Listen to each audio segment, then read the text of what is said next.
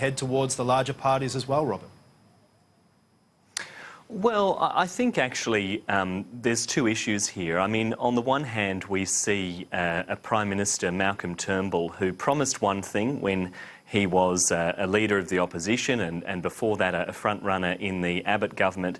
But once he got the keys to the lodge, he completely jettisoned all of those commitments. And so he might be living in the lodge, but he's being haunted by the ghost of Tony Abbott. And a lot of people that expected him to offer something different are feeling, I think, pretty disappointed in the efforts of this Prime Minister. I mean, as we come to the end of the year, I'm actually scratching my head to see what the Liberal government under Malcolm Turnbull has accomplished.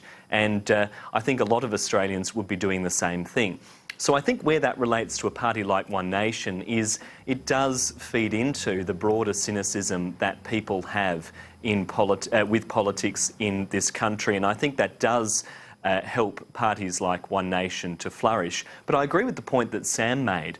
I think actually that now that the fire will be put at the feet of One Nation, now that they're actually in the Parliament in a position to do things, people will start to scrutinise their record. And if we look at the record of Pauline Hanson and her One Nation colleagues, it is not a good one. I mean, this is somebody who is completely incompetent when it comes to managing a parliamentary team.